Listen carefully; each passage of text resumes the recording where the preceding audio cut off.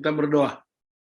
Bapa di sorga, dalam nama Tuhan Yesus Kristus, kami hamba-hambamu berkumpul melalui Zoom online, belajar bersama dari firman Tuhan yang memberi inspirasi, memberi pencerahan, supaya kami terus Tuhan menjadi hamba-hamba Tuhan yang tidak hanya mengetahui problem-problem, tapi kami juga diberi hikmat untuk menyelesaikannya.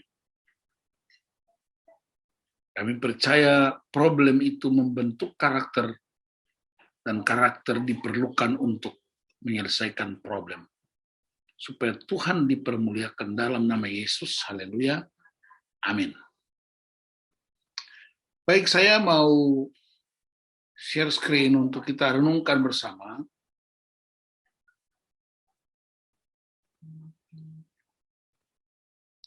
Efesus 2 ayat 10,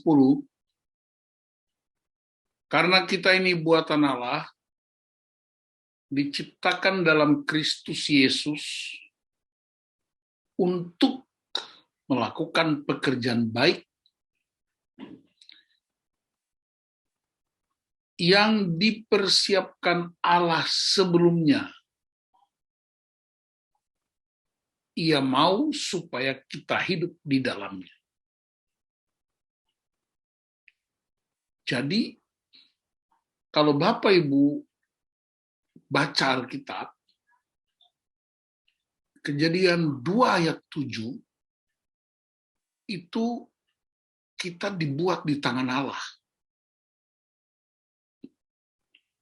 Manusia dibuat di tangan Tuhan. Jadi bayangkan tangan Tuhan itu begitu suci, kudus, mulia, tapi dia bersedia untuk mengotori tangannya supaya manusia itu jadi. Tetapi perhatikan, sekalipun Tuhan tahu bahwa manusia itu akan memberontak. Tuhan tahu itu. Tapi dia tetap memilih untuk menciptakannya. Dan pasti ada tujuannya. Tidak ada sesuatu yang tidak punya tujuan. Tetapi tujuan-tujuan itu bisa disalahgunakan. Misalnya contoh, ya,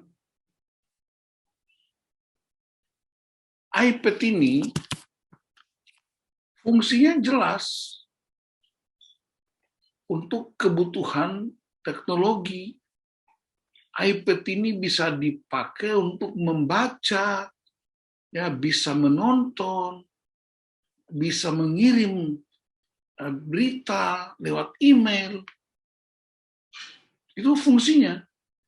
Tapi iPad ini juga bisa dipakai untuk menjadi telenan bagi potong daging babi. Itu namanya penyalahgunaan. Bisa dipakai sih untuk iris daging babi, bisa. Tapi itu namanya menyalahgunakan. Ya. Jadi penyalahgunaan itu banyak sekali.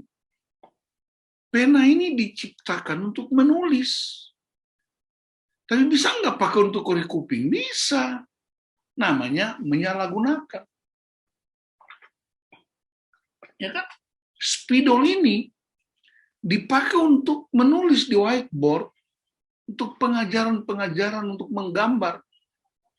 Tapi sekarang banyak anak-anak muda yang pakai untuk coret-coret tembok, coret bajunya. Ya, itu namanya menyalahgunakan. Sama semua ciptaan Tuhan, ya, misalnya tumbuh-tumbuhan. Kalau kita baca di Kejadian pasal 1 ayat 29, 30, di situ ditemukan Tuhan suruh kita berkuasa atas tumbuh-tumbuhan, berkuasa atas ikan-ikan di laut, berkuasa atas burung-burung di udara. Tetapi sekarang manusia dikuasai oleh tumbuh-tumbuhan. Apa buktinya? Tembakau itu, sepengetahuan saya, dia diciptakan untuk obat bius bagi hewan. Tetapi tembakau itu udah diolah jadi rokok. Berarti manusia udah menyalahgunakan. Makanya banyak yang problem. Ganja diciptakan Tuhan untuk obat bius bagi manusia, itu kesehatan. Tapi disalahgunakan. Akhirnya jadi banyak yang hancur hidupnya. Jadi penyalahgunaan itu bukan main terjadi. Termasuk ayat kita tadi, dalam Efesus 2 ayat 10. Kita diciptakan, dibuat oleh Allah dalam Kristus Yesus. Jadi mereknya itu, ya, itu stempelnya itu Kristus Yesus. Mahal sekali itu. Tapi disalahgunakan. Sehingga terjadilah penyalahgunaan di mana-mana. Padahal kalau kita baca ayat ini baik-baik, perhatikan ya ayatnya.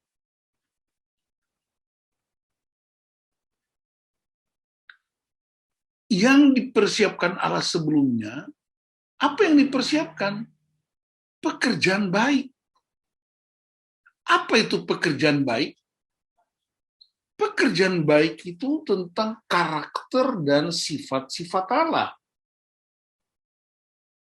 Dan kita tahu ya, Alkitab menulis karakter Allah, sifat-sifat Allah itu kasih, pengampunan, ya, sifat-sifat Allah itu damai, baik. Sifat Allah itu tidak ada yang merusak manusia. Kalaupun Allah disiplin kita, itu kebaikan Allah. Karena Allah mau supaya kita hidup benar di hadapan Tuhan. Dan karena itu dia bisa mendisiplin manusia. Jadi marilah kita sadar bahwa dalam perjalanan manusia di gereja atau di mana-mana, itu orang sudah banyak menyalahgunakan. Bukan hanya barang, benda, tetapi juga diri manusia sendiri sudah disalahgunakan untuk tujuan-tujuan yang tidak benar. Karena itu kita belajar bersama untuk menemukan kembali. Ya. Nah, saya mau bagikan ini buat Bapak Ibu, lalu kita akan sharing bersama. Mengapa? Perhatikan ini. Gedung-gedung semakin tinggi, dan kita tahu itu tidak usah ke luar negeri. Di kota-kota besar kita di Indonesia, banyak gedung-gedung tinggi yang sering disebut pencakar langit. Tetapi kenapa sumbu amarah kita makin pendek? Kok gedung tambah tinggi, tapi kok amarahnya, kok sumbunya pendek? Orang Papua bilang supen, sumbu pendek. Artinya apa? Nggak sabar.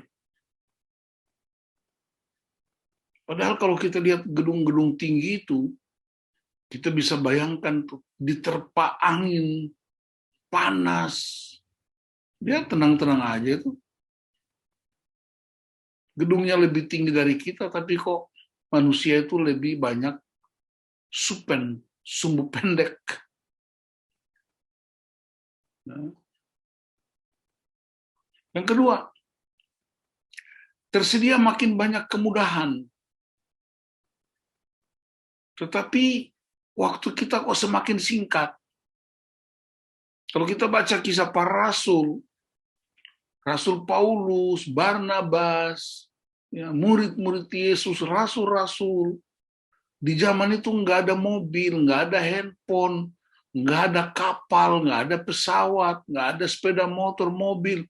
Tapi mereka bisa berkeliling Asia, ya, sampai di Eropa sana untuk beritakan firman dengan apa adanya. Nggak ada Zoom waktu itu, nggak ada WA. Kok Injil bisa menyebar kalau kita lihat peta Alkitab? Bagaimana dari Yerusalem menyebar sampai ke Eropa, ke Roma sana, ke Spanyol sana. Kemudian ketika Yesus naik ke sorga, si Filipus bisa tembus ke Afrika, Thomas bisa tembus ke Asia, dengan apa yang ada padanya. Sementara kita ini banyak sekali fasilitas. Kok kita selalu menganggap nggak punya waktu? Pengetahuan semakin bertambah. Tambah pintar, tambah cerdas. Tapi kenapa kemampuan manusia itu untuk menilai semakin tumpul? Penuh dengan asumsi-asumsi. Rumah-rumah kita semakin mewah. Wah, kalau dihitung isi rumah kita itu bisa ratusan juta loh kalau dihitung. Bahkan orang ganti terus, ganti sofanya, ganti ubinnya, ganti plafonnya.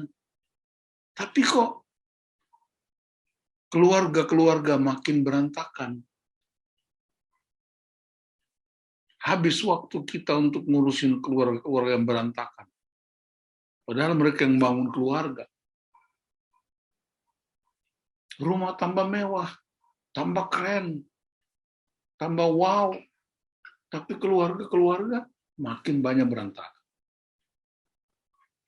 Kita berusaha untuk mencegah polusi udara dengan berbagai program, protokol Tokyo lah, protokol Amerika lah, macam-macam di Indonesia ini. Tetapi kita membiarkan jiwa-jiwa kita tercemar oleh berbagai macam dosa dan kecemaran. Bahkan karena teknologi canggih, kita bisa berjalan sampai ke bulan. Namun tidak pernah mengunjungi tetangga. Di Jakarta ini, bisa jadi tetangga kiri kanan muka belakang, kita nggak tahu nama mereka. Tahun-tahun kehidupan kita bertambah.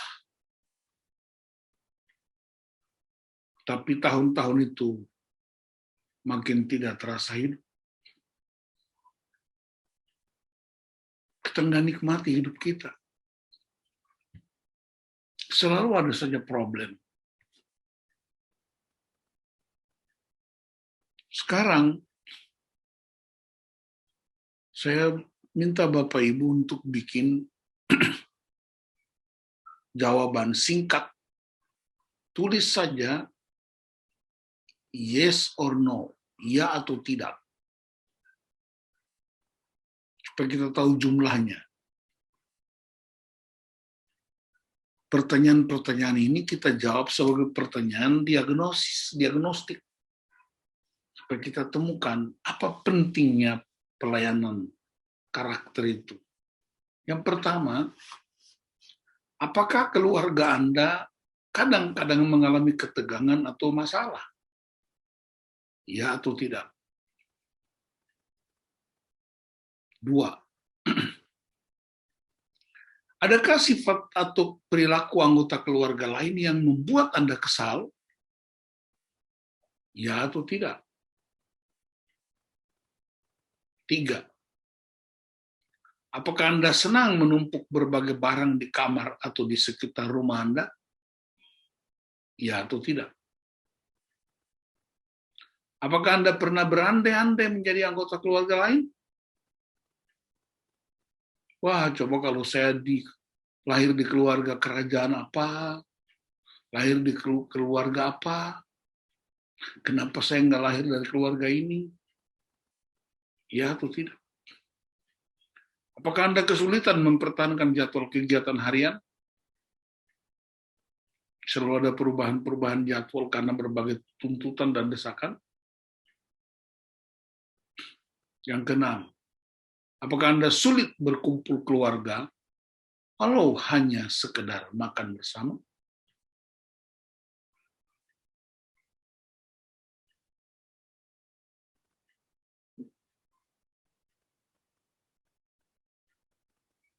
Sebelum kita lanjut,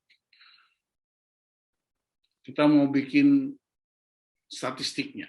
Saya tutup rekamannya, kita bikin statistik, habis itu saya buka rekamannya lagi untuk lanjut. Karena statistik ini penilaian sifatnya privasi. Kalau kita jawabnya ada ya, berarti kita butuh terus-menerus pembinaan karakter. Karena karakter itu kekuatan yang paling dahsyat. Karakter siapa yang kita pelajari? Bukan karakter pendeta, bukan karakter majelis, karakter Kristus. Karena itu dasarnya. Nah, bagaimana caranya kita mempraktekannya? Taburkan pemikiran. Pemikiran-pemikiran yang bersumber pada firman Tuhan. Pemikiran yang bersumber pada kebaikan-kebaikan Allah. Pemikiran-pemikiran yang bersumber pada keindahan alam, kedahsyatan Allah. Maka kita akan tuai tindakan. Karena tindakan sebenarnya adalah manifestasi dari apa yang kita pikirkan. Dan kalau kita tabur tindakan, kita akan tuai namanya kebiasaan. Karena sudah biasa. Kalau kita tabur kebiasaan yang baik, maka kita akan tuai karakter. Dan karakter ketika kita terus-menerus praktekkan, maka kita akan temukan tujuan hidup. Tujuan hidupnya apa? Tujuan hidup kita Kristus. Karena ayat tadi bilang, kita diciptakan dalam Kristus Yesus untuk perbuatan baik, dan Allah mau kita hidup di dalamnya. Jadi tidak sekedar memberitakannya, tapi hidup di dalam. Dalam konteks itulah gereja hadir. Yesus berkata, aku dirikan gerejaku. Dia nggak bilang, aku dirikan gereja kamu. Enggak, di gerejaku. Gereja Tuhan. Supaya alam maut tidak menguasai. Berarti gereja menjadi benteng utama untuk menghalangi alam maut. Alam maut itu apa saja? Alam maut itu hal-hal yang berada di luar kebenaran-kebenaran ilahi. Itu yang pertama. Yang kedua, belajarlah bahwa kita ini diciptakan oleh Allah. Apa yang membuat kita hebat? Kejadian 2 ayat 7 berkata, lalu Allah menghembuskan nafas hidupnya ke dalam manusia, sehingga dia menjadi makhluk yang hidup. Jadi kita menjadi makhluk yang hidup karena roh Allah. Itulah yang menjadi roh kita. Roh kita itu dari Allah. Benih kita itu benih ilahi. Perhatikan ketika kalau kita perhatikan pembentukan karakter sampai kepada Yesus, perhatikan malaikat itu datang kepada Maria. Engkau akan melahirkan seorang anak laki-laki, dan hendaklah engkau menamai dia Immanuel, Allah menyertai kita. Engkau menamai dia Yesus. Kepada Daud dia bilang, Yusuf, malaikat bilang, hendaklah engkau menamai dia Yesus, yang akan menyelamatkan umatnya. Maria jawabannya tuh luar biasa. Mana mungkin? Aku belum bersuami. Jadi logika Maria itu manusiawi. Karena untuk punya anak harus bersuami. Malaikat bilang apa? Roh Kudus akan turun ke atas kamu. Berarti Yesus itu benih apa? Benih Roh Kudus. Dan ingat, kita hidup karena Roh Allah. Berarti kita benih apa? Benih Allah, kan Roh Allah yang buat kita jadi manusia. Itulah sebabnya satu ketika Yesus berkata, berdosa kepada Yesus itu bisa diampuni. Tapi kalau menghujat Roh Kudus tidak diampuni. Kenapa? Karena roh kita akan kembali kepada Bapa, karena Bapa yang memberikannya. Dalam Pengkhotbah 12 ayat 7.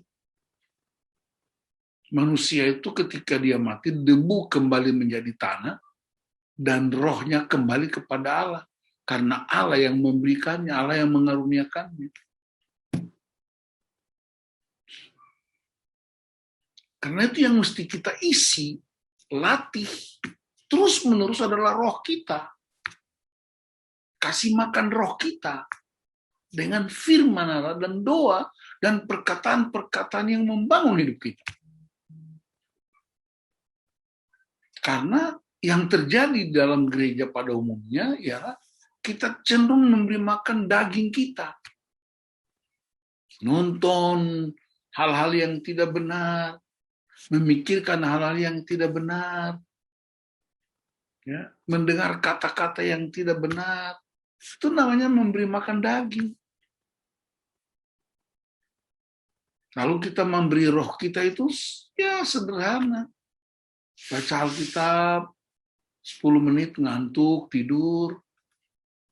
Dengar khotbah, dianggap terlalu panjang. Tapi kalau nonton drakor sampai berseri-seri nggak panjang. Drama Korea. Lalu kita pingin supaya keluarga bisa dahsyat, nggak bisa. Semua diatur oleh firman Tuhan. Nah, dalam konteks itulah Tuhan mau ada para serayat. Itulah artinya panggilan para pendeta, penatua diaken untuk mengisi roh manusia dengan firman Allah. Karena firman itu Allah. Firman menjadi manusia dan diam di antara kita. Namanya Yesus. Karena Yesus sudah naik ke surga ketemu Bapa di surga untuk menunggu waktu Bapa untuk datang lagi kedua kalinya, kita hidup dengan roh Allah yang menuntun kita untuk mengerti prinsip-prinsip kerajaan Allah. Kalau ini terus dibangun di dalam gereja, paling tidak di sektor, maka percayalah, kita nggak sempurna, tetapi kita akan minimalisir berbagai problem yang kita hadapi. Jadi saya selalu katakan, ya usia-usia seperti saya dan Pak Mazmur, jangan lagi kita bersaing sama Haga. Kalau Haga udah pakai sepatu mahal, ya udahlah. Memang waktu mereka, ngapain kita juga bersaing sama mereka?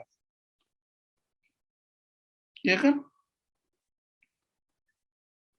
Mereka itu udah kelasnya mereka.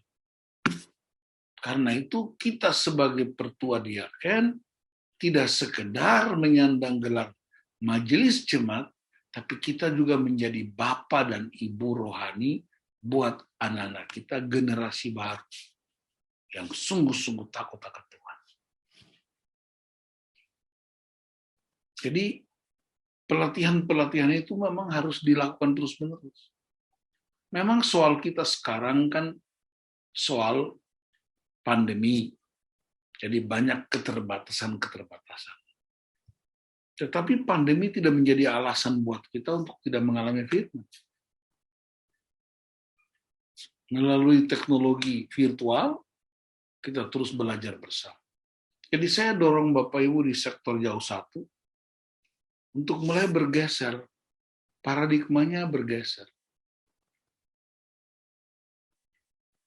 Paling tidak majelis itu ngurus jemaat. Jangan kita urus majelis. Pengurus urus anggota. Jangan pengurus urus pengurus. Kapan majunya? Kan disebut pengurus gereja untuk mengurus anggota. supaya kita mengalami terobosan-terobosan yang baru.